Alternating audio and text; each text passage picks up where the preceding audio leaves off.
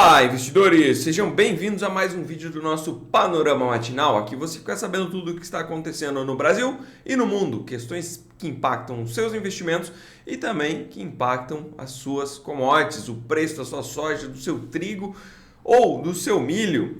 E pessoal, vamos falar aqui como é que foi o dia de ontem. Ontem a gente tinha uma perspectiva para um dia aí com grande volatilidade, a gente tinha dados para sair no mundo inteiro, né? A gente tinha definição de taxa de juros na zona do euro, tínhamos na Inglaterra e os dois vieram em linha, tá, pessoal? Seguindo aí basicamente o que vem fazendo o Banco Central dos Estados Unidos. Então o Fed vai para um lado, eles vão para esse mesmo lado. O mercado gostou, né? A gente viu o mercado lá na Europa em alta e a gente também tinha alguns dados dos Estados Unidos para serem publicados, que eram dados de vendas no varejo, que vieram acima da perspectiva do mercado, coisa boa, e tivemos aí também a publicação de pedidos iniciais por seguro-desemprego. O Powell, no seu comunicado dessa última quarta-feira, comentou que vai ficar bem de olho nesses dados, porque eles podem trazer aí um corte de juros antecipado ou prolongar ele, né? E ontem a gente viu aí, a perspectiva era que viesse pedidos iniciais na casa de 220 mil e veio com 202 mil, veio abaixo do que a perspectiva do mercado, né? 18 mil abaixo da perspectiva. E isso é um pouco ruim, porque ele esperava que esses dados eles viessem mais fortes, com um desemprego maior, para ajudar aí a desacelerar a inflação. A inflação que vem cedendo bem pouquinho lá nos Estados Unidos, né? Então, a princípio, se ela não dá um passo maior, a gente teria que alongar essa taxa de juros por mais tempo.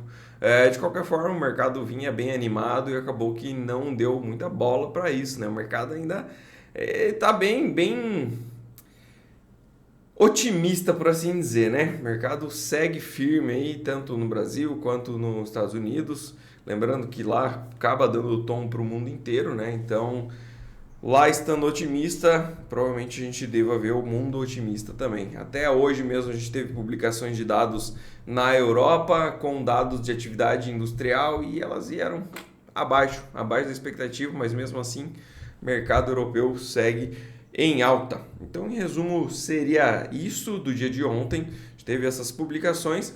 O dia poderia ter sido ainda mais positivo caso esse dado de empregos tivesse vindo acima da expectativa do mercado, né? Os pedidos iniciais por seguro-desemprego. Mas, como isso não aconteceu, o mercado aí fez altas mais tímidas. Aqui no Brasil chegou, está subindo 1% e acabou fechando um pouco mais abaixo disso. Lá nos Estados Unidos também fechou com uma alta tímida de 0,2%.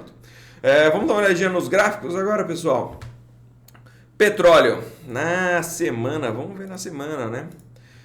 Na semana aqui a gente tem o petróleo voltando, petróleo fazendo uma alta na semana aí de 0,93%, chegou, tá praticamente lá na nossa região de suporte, né, pessoal, nos 67,30. O mercado fez mínima em 67,81, tá? Muito próximo aí do que a gente tinha traçado, né? Baguncei minha lista aqui, poxa vida. A gente tem para a parte do óleo de palma uma queda na semana de 1,10%. Para o óleo de soja também a gente teve uma queda de 1,25%. Lembrando que, diferente do óleo de palma, óleo de soja e farelo de soja ainda negociam. Hoje pode mudar esse patamar, mas a princípio a gente se encaminha aí para uma semana negativa. Se a gente olha para o óleo, pode ser que esse mercado venha trabalhar abaixo dessa resistência, buscando essa mínima aqui embaixo, tá? Opa. Aqui. Olhando para a soja em grão, deixa eu mudar o contrato aqui, pessoal, que ele colou o contrato. Já está trabalhando com a soja de março. Aqui no TradingView, no contrato perpétuo. Então, vamos trocar ele aqui para o contrato. Então, a gente vê aí uma semana em alta para o contrato janeiro de soja lá na Bolsa de Chicago, subindo 0,88%. Esse mercado aqui que na semana variou bastante, né, pessoal? A gente olha para a parte do farelo, a gente tem uma semana em queda, fazendo aqui uma bela de uma recuperação, né? Olha só a quantia que subiu e caiu, tá subindo praticamente fazendo um movimento em V, né? Como também subiu sem resistência, a tendência é que caia sem resistência. Esse mercado pode encontrar alguma resistência aqui embaixo apenas, nessa região dos 386 dólares por tonelada curta. Para o trigo, na semana a gente teve uma movimentação baixista também, caindo 2,53. Isso aqui pode reverter. O trigo veio testar aquela região que havia rompido na casa dos 6 dólares por bushel e sentiu ali, né? Voltou a subir depois de ter tocado lá. Então, uma região bem interessante mesmo. Para o milho a gente tem uma queda de 1,29% na semana até o momento, testando esse suportezinho aqui na casa dos 4,79, 4,77 mais ou menos. Se vier perder aqui, pode novamente testar o 4,60. O milho tem uma questão que basicamente a Argentina vai negociar na janela de exportação dos Estados Unidos e a Argentina é mais atrativa hoje. Tem a questão do Milei ter mexido no câmbio para tentar segurar a inflação lá. Lembrando que a gente tinha o câmbio paralelo e o câmbio oficial e eles tinham uma diferença, se eu não me engano, era de 800 pesos, alguma coisa assim, e hoje ela está em uma diferença de 200 pesos mais ou menos. O ponto é que isso favorece o produtor a fazer vendas. Porém, como ele mexeu no câmbio, melhorou, né, o câmbio, no caso, piorou o peso, mas ficou melhor para quem faz exportações. Ele também mexeu nas retenções, que são basicamente aí os impostos aplicados acima desses produtos que são exportados. E o milho, se eu não me engano, ficou em 12% e a soja em 33%. Ou seja, eu te ajudo aqui no câmbio, você me ajuda aqui nessa parte das taxas, né? E hoje é mais atrativo para o produtor, pensando nisso, vender o milho, porque eu pago menos imposto sobre ele, tá? Então, produzindo bem lá na Argentina, como a princípio deve produzir, a gente deve ver a Argentina entrando aí na janela de negociação dos Estados Unidos e a Argentina sendo mais competitiva. Então, lá nos Estados Unidos, o que pode acontecer com o preço do milho? Ele pode cair para se tornar mais competitivo e eles conseguirem aí fazer um bom escoamento desse grão, fazer um programa de exportação mais adequado. Lembrando, Estados Unidos teve safra muito grande de milho, tá? E eles estão bem estocados, então realmente eles precisam correr com essas exportações aí para dar espaço, né, para a próxima safra e também não ficar com estoques muito grandes aí, né? Olhando para o dólar, pessoal, a gente teve um dólar contra as principais moedas do mundo caindo 1,9%, uma queda muito expressiva. E está chegando próximo aqui deste suporte na casa dos 101,498. Então vamos acompanhar, ver se vai segurar ali nessa região realmente. Dá uma olhadinha na parte do clima, pessoal. Aqui o clima para os próximos 5 dias no modelo americano. A gente tem uma perspectiva lá para o Mato Grosso de poucas chuvas, né? Um acumulado aí de 5 milímetros. Para a região do Mato Piba também 5 milímetros. A parte de Goiás aqui fica mais seco. Aqui para o sul, um pouco mais de chuva para o Rio Grande do Sul, algumas partes aqui do Paraná, a nossa região aqui no oeste não pega volumes de chuva nesses próximos 5 dias, segundo o modelo americano, e também vemos poucas chuvas ali para a parte do Mato Grosso do Sul. Bahia também tem algumas regiões com chuvas, mas tudo no tom de 5 milímetros. Lembrando que a região do Mato Piba está bem atrasada, tá, pessoal?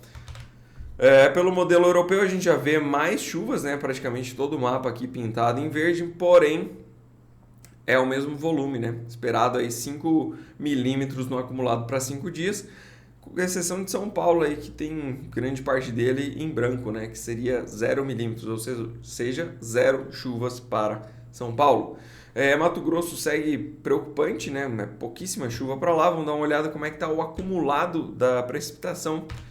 E se a gente olha aí para 5 dias, a gente tem alguns volumes aqui no Mato Grosso que chegam a 50, 60 milímetros, mas assim, é uma manchinha, né? Se a gente olha como um todo aqui, grande parte do Mato Grosso choveu cerca de 9 a 15 milímetros no acumulado de 5 dias.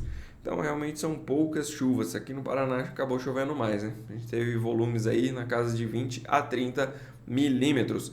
E Bahia ali, ó, pessoal, triste. 3 a 5 milímetros. Melhor lugar aí que choveu 9 milímetros, uma pequena faixinha aqui, praticamente nada.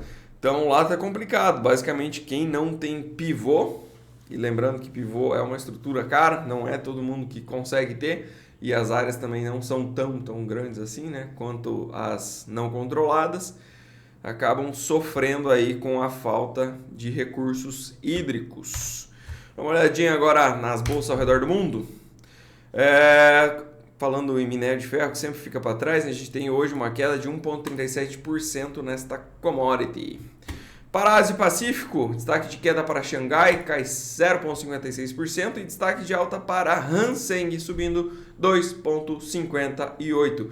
Em suma, Ásia e Pacífico mais positiva no dia de hoje, repercutindo aí o otimismo aqui do Ocidente. A gente tem para a Europa, um Eurostock 50 subindo 0,9%, destaque de queda fica para a Bolsa da Inglaterra, que cai 0,19%, e o destaque de alta para a Bolsa Alemã, que sobe 0,8%. Estados Unidos, como eu falei ontem, fechou com uma alta de 0,26% para a S&P 500 e 0,19% para a Nasdaq. Hoje, nos futuros, a gente tem uma perspectiva de alta, subindo 0,34% para S&P 500 e 0,37% para Nasdaq. Olhando para o dólar, temos o dólar mais forte contra as moedas de primeiro mundo, de países desenvolvidos, sobe 0,05%, e um dólar mais misto contra países emergentes. E a nossa agenda? Hoje de manhã de madrugada, na verdade, tivemos dados lá na Europa, basicamente alguns dados.